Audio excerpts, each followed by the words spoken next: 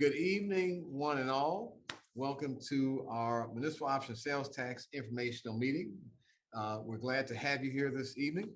This meeting is designed to provide information to our citizens on the most, abbreviation for the Municipal Option Sales Tax, the most.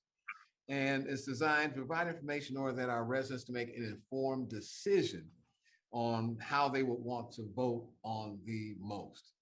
And so with us this evening, we have myself, I'm Darren King, the city manager. We also have as our attendee here, our deputy city manager, Ms. Janice Elias. And we also have on our program, we have our public information officer, Ms. Shannon Wiggins, and as our city engineer, Mr. Richard Randolph, who will go over the projects that we have pending in the city.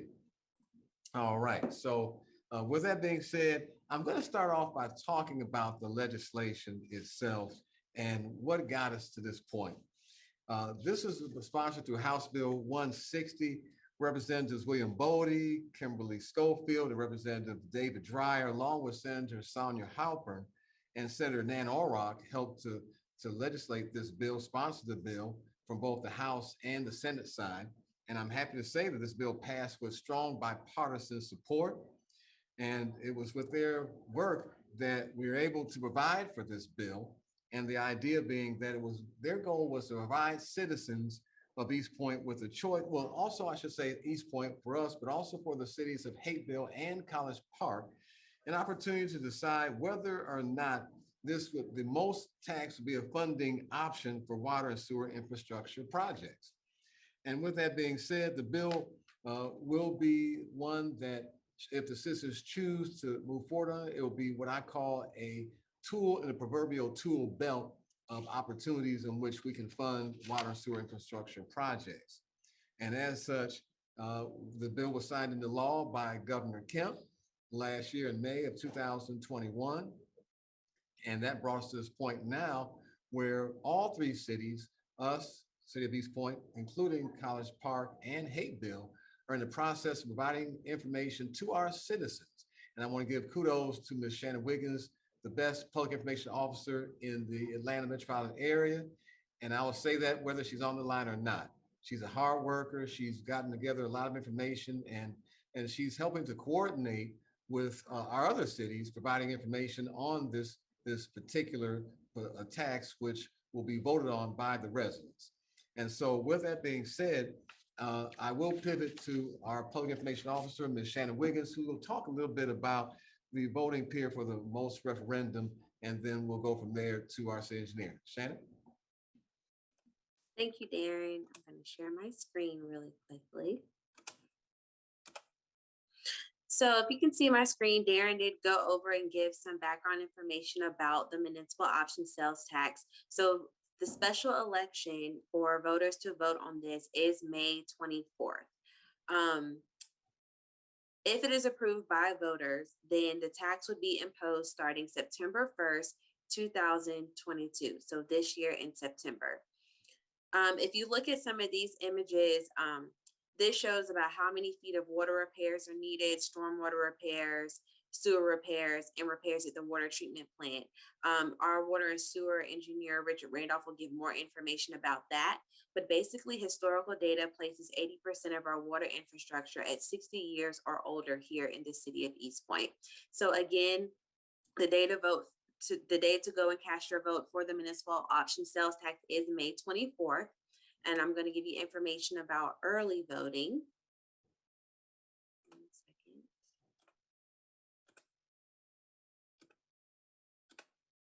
All right, early voting for the most begins May 2nd through May 20th at the East Point Library. All right, so at this time, I'll turn it over to Richard Randolph, our city engineer, who will give more information about the state of our water and sewer infrastructure here in the city of East Point. Oh, Richard, on mute.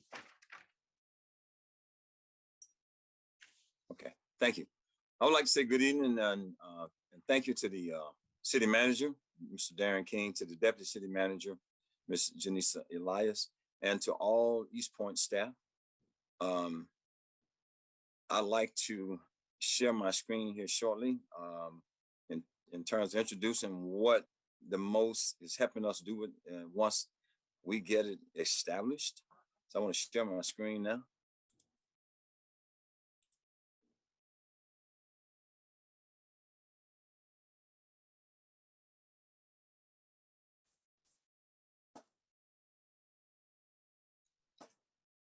I'm told that right now it's disabled.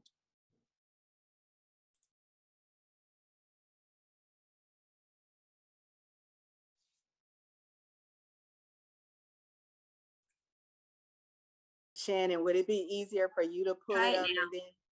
Okay. Can I Try it now, Richard. try now? Mhm.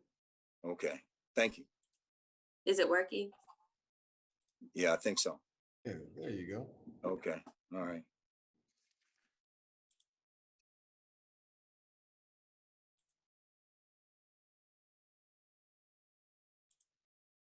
Okay, thank you. The Municipal Infrastructure Action Plan. Okay. All right. Okay, the city is broken up into 4 wards. This is a ward map that you're looking at here now. Let's see. Okay. The city of East Point right now, I mean, rather I say right now, but at this point in time, we have an aging water, sewer, and stormwater infrastructure situation as far as our infrastructure is concerned. And we have started different campaigns to make the replacements that needed. And the most is one of those campaigns. The water infrastructure projects that we have slated for the city and as far as the future is concerned is fairly expensive, but it's needed. And that amount right now for water infrastructure projects that we have on the books is $291,979,049. For the sewer infrastructure projects, we have a cost of $18,448,668. The stormwater infrastructure projects total in the amount of $15,580. So that total for the water, the sewer, and the stormwater is $326,007,717. Okay. And we have the water infrastructure broken up into several areas, and which includes the city's ownership of some of these infrastructures, if not all of them. The city owns and operates 2 reservoirs, one at Ben Hill and the other is at George Sparks State Park. The reservoir at Ben Hill holds about approximately 100 gallons of water. The George Sparks Reservoir holds 1 billion gallons. The city also owns and operates the water treatment plant. And we maintain over 200 miles of water distribution lines. We also maintain 4 water towers that you see around the city that has City of East Point painted as their logo. We also maintain 153 miles of sewer line. We maintain 1,350 fire hydrants throughout the city. And we also maintain 2,500 water valves.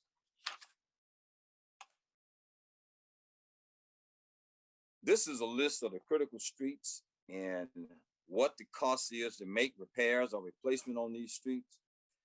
Central Avenue, the cost was $625,000.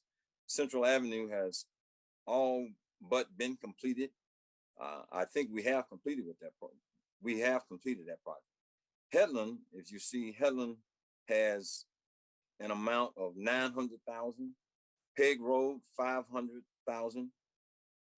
Sylvan Road, $1.8 million. Cleveland Avenue, $2 million. And Dotson Drive, $3.9 million. That's just to name some of the critical streets in the city. And of course, the next list is essentially the same thing, just additional critical streets. You have Hogan Road, you got Pine Valley Circle, you have Cloverhurst Circle, you have Meadowlark Drive. And we also have a list of critical areas. And some of the critical areas around the city, Meadowlark pipe replacement. And that's in the Meadowlark area, and that's $1.5 million.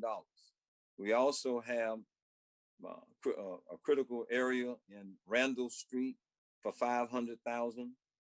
Various other culvert repairs throughout the city, a total in the amount of $2.5 million. And we also have a flood ranking assessment program that we haven't been implemented as well, and that's in the amount of $500,000.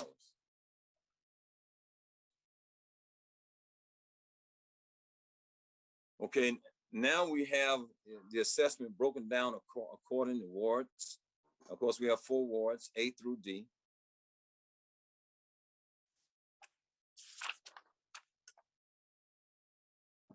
Okay, the water sewer action plan.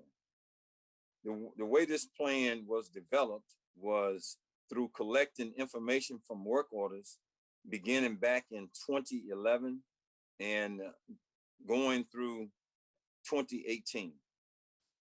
Okay, what we did was outline some critical water and sewer lines. We provided an action plan to target key areas. We included estimated costs for pipe replacement, pipe lining, and pipe bursting. We also implemented critical programs for preventative maintenance and monitoring. And we did that by bringing on a consultant, 2 consultant firms to actually implement that with some algorithm programs to help us. And that is being done daily. We get daily reports as far as our sewer main is concerned. And we also get reports as well as far as the water line is concerned. This is just the ward maps itself of the city. Okay, the water and sewer action plan for the moment. We have it broken up into the action plan broken up into phases. I have tasks written here, but it's actually phases. And phase 1 involved repairing and replacement of 2- and 4-inch water mains throughout the city. This program or this project began back in 2012. It was completed, and then in 2013 we began task 2 or phase 2 of this project, and that began in 2013. But this was under budgeted, so it was rebudgeted back in 2019. But still underfunded. So we still have a request for additional funds for the 2019, from the 2019 budgeting, rather. We're asking for additional funds there. Phase 2, right now, the water mains for repair that's needed right now is 27 streets for complete replacement and rehab. And also, there are other critical areas that are near and around the water treatment plant. Task 3, assess our raw water lines from Sweetwater Creek Park and Ben Hill Reservoir. And task 4, what it does, it locate and find alternative fundings for the project itself, okay? Water and sewer action plan. These are just additional critical streets. These were targeted dates, and also we did start out with the amounts in terms of how much the cost would be. So Central Avenue, that amount came to, from what we determined back in 2018, to $625,000. Headland, we also put in for that as well, but we look for that to be amended. And of course, you see Peg Road, we also had a dollar figure there as well for 2020. For Cleveland Avenue in 2021, Washington Road, we have projected some costs there as well. And you'll see it in the next few slides that we'll be presenting. And Conley Drive in 2022 and Dawson Drive also in 2023.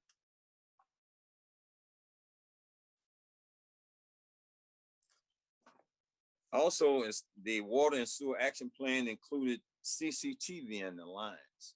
So we CCTV the lines and look at the conditions of the lines and determine from there whether or not they need to be replaced or whether or not there may need to be point repairs. Task 2 was for root control. So we implemented a root control program, and that program has been in place for quite some time, but I think what we did, we had to end up re-implementing it again back in 2019. So we did a budget amendment to do that. Task 3, we implemented a sewer flow monitoring program. We also had been doing that previously, but we re-implemented it back in 2019.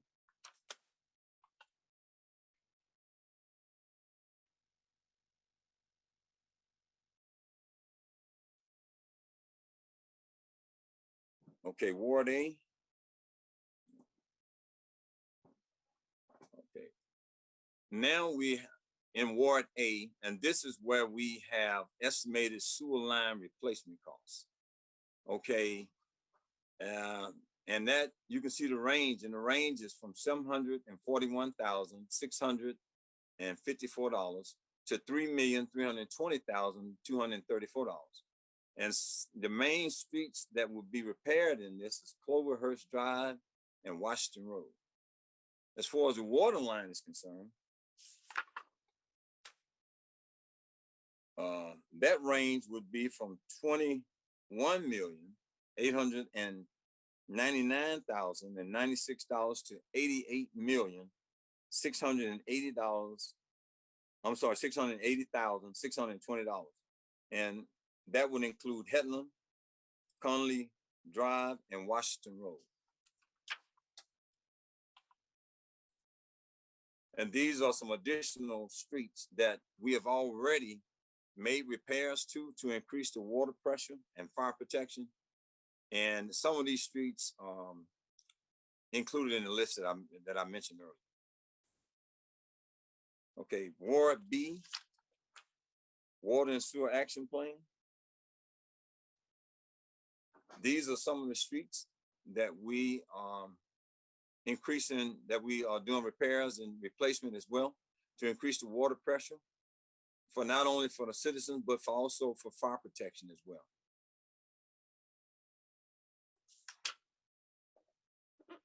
And these are the estimated costs that's involved with increasing with the rather as far as the improvement for these streets, and the estimated sewer replacement costs, as well as the estimated water line replacement costs.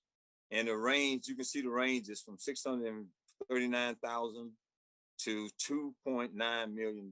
That's along Jefferson Avenue and Cleveland Avenue, just to name a couple of streets. As far as the water is concerned, it's a little more expensive, if not a lot. And the range is from $24,382,432 to $98,625,593. And of course, we named some of the streets, Central Avenue, Harris Street, Peg Road, Arcadia Street, just to name some of them. Okay, Ward C, our water and sewer action plan for Ward C. Okay, the estimated sewer line replacement costs, it ranges from $704,279 to $3,183,740. And just to name a couple of the streets, this involved Pine Valley Circle, Golden Drive, and Meadow Lark Drive. The estimated water line replacement cost ranges from $17,881,897 to $72,331,277. And the name of a couple of streets, we have Ben Hill, Dotson Drive, Headland Drive, and Riggs Road, or Riggs Drive. And here are some additional streets in Ward C.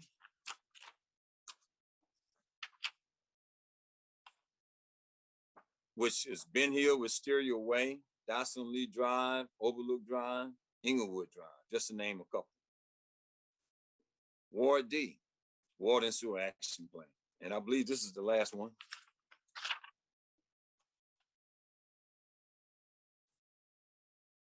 Okay, this is a 2 and 4 inch water main replacement project that's been implemented.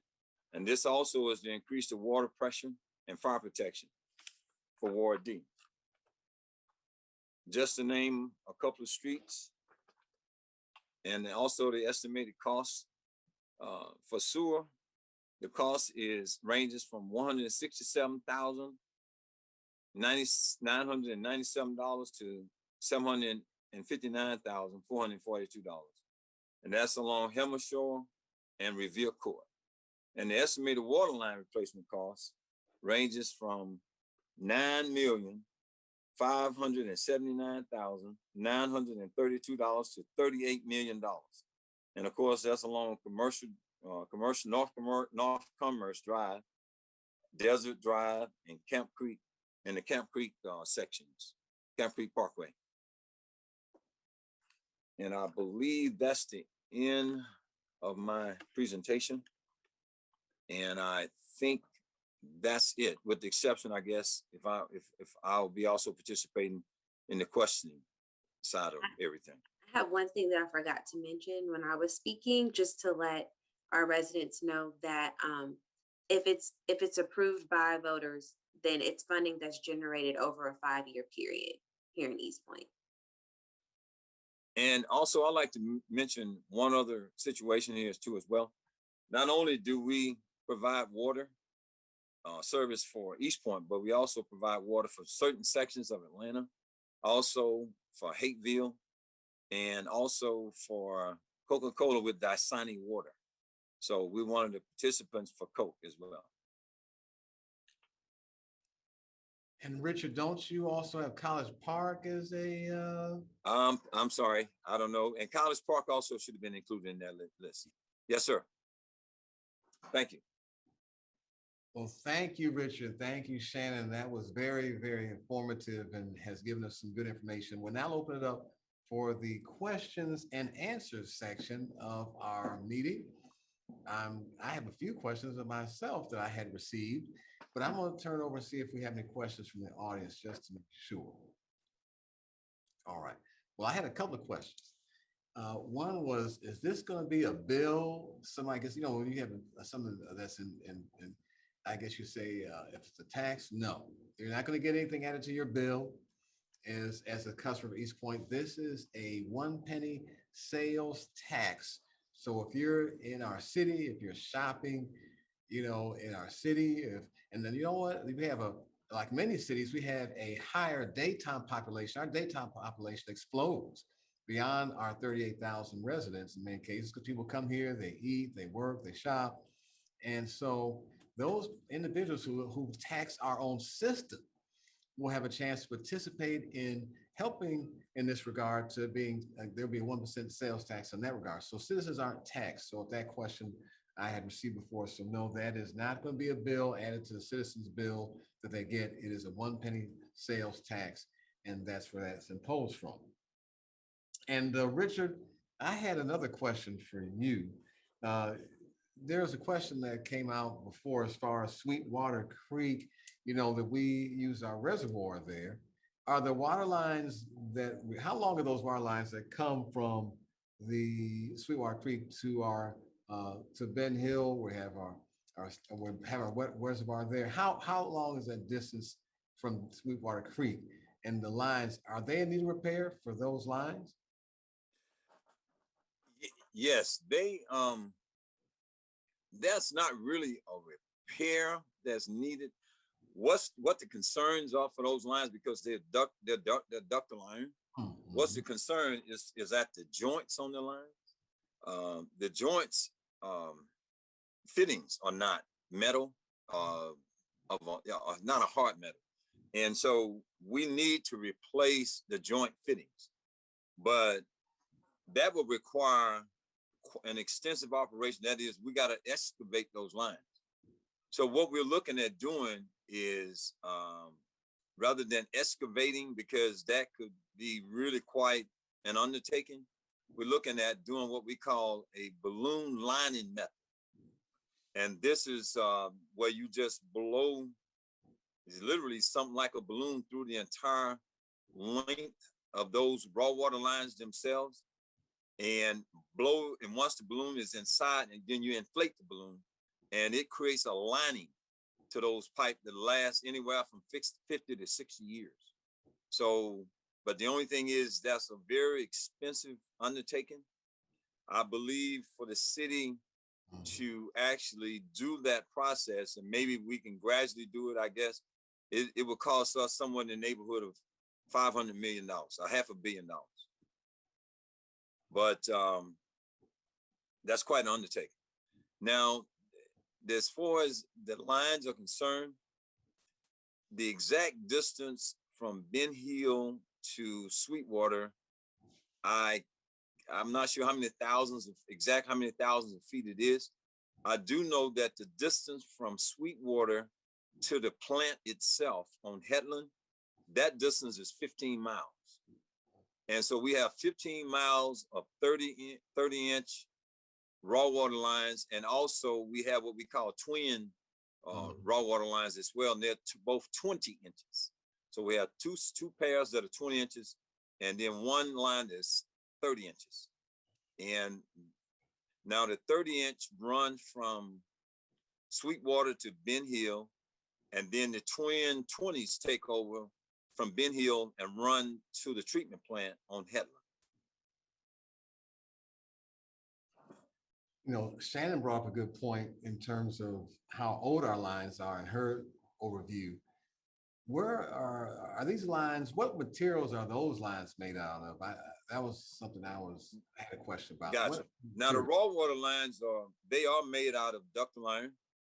They are ductile iron. And now actually all our water mains are ductile iron. None of the water mains are PVC or HDPE, not at this present time. So they're all ductile iron. And that's something that we have adhered to. And Shannon was so right when she said that some of our water lines, as well as some of our sewer lines, they are 50 to 60 years old. They actually were, I guess, constructed and put in place back in the mid 1950s, early 60s. So she is so right in saying what she said in terms of how old they are in excess of 50 to 60 years old. Do we know the exact location of where most of these lines are? Or is it just that we have, well, how do you determine where they are at this point? Okay, we do have a pretty good idea where, rather the type of materials that the lines are made out of. We have a software that we were using at one time, and we no longer using that software per se. But what happened was that we had actually Fulton County had consultants to go around the entire city of East Point and to determine what materials that our sewer lines and water lines were made out of. And they created what's called GIS files. So we have GIS files. And if you call the city and want to know what material, what your water main is out in front of your home, we can just pull up these files and tell you what that material is. But now I do know that some of the sewer lines are made out of clay. I do know that, but the majority of the sewer lines in the city are ductile iron, because ductile iron lasts longer than clay, but clay has an expanded life too. we do have some lines that have been there and been functional and operating pretty good that are 50 years old that are made out of clay.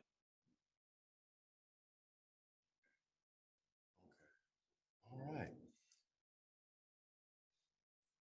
And we have to do the design and engineering on those as well. That's along with the construction. That's something that has to be paid for as well. Yeah. The design and engineering will be done. We probably will manage it, but we'll probably outsource it maybe to consultants in order to expedite it. Because one of the things that we are doing is maintaining the lines as they are. And that requires, that's quite an undertaking itself, just maintaining those lines. And so, but we can just outsource this to a consultant engineer, and it will really save the city a lot of money economically to have it outsourced. They could do it a whole lot faster and for a whole lot less than what we could, because it would double our work in terms of what we're doing. But by having them to just outsource it and focus on the project, we can have projects, shovel ready. I mean, extremely in an expeditious manner. Okay. All right. And I had one question. I think Shannon answered this before. And that was, each city has their own respective vote. I mean, it's not, even though all three cities are voting, every city is standing alone on their own vote. Isn't that correct, Shannon? That's correct. Okay. Well, I want to open up. Are there any other questions? Those are the questions I had that I had received earlier. Are there any other additional questions? We'll see. Wait for a minute. Okay. Not seeing any. Well, I do want to thank all of our guests tonight. I want to also thank our participants on our panel here. I want to thank Shannon Wiggins, who's our public information officer, for being available here tonight to provide information on this most tax, municipal option sales tax, and the timeline for voting. I want to also thank Richard Randolph, who's the City of East Point city engineer, and his giving overview of the projects that currently we have pending within the city, and also giving a background history on what our inventory is. And I want to thank him for all his detail and hard work. And I want to thank Janice Elias, my deputy city manager as well, who oversees our water and sewer department on a daily basis, working in unison with the team, and all of our staff and our citizens who have been on board tonight, and our mayor and council who have helped to get the information out as well. Okay, so I do want to mention that we do have a in-person information meeting on the most. So if you didn't have opportunity to attend our meeting tonight, no worries. We do have an informational meeting that'll be in person. We held at our city annex located within our city, and our address, let's see, Shannon, I don't have my It's 3121 Norman Berry Drive. Thank you, Shannon. All right, so that'll be on this Thursday on April the 21st at 6:30. And should you have any questions or information you want on the most vote, you can go on our website on www.eastpointcity.org, and you can click the link for that, and we'll give you some information on this vote. Like I said, I want to thank everyone for being here tonight. This is an informational session that is geared to empower you and inform you on the municipal option sales tax and give you information so you can make an informed decision as relates to the municipal option sales tax. So once again, thank all of our participants, all of our guests who are here tonight, and we're going to wish you all a great evening. And good night, everyone. Good night. Good night.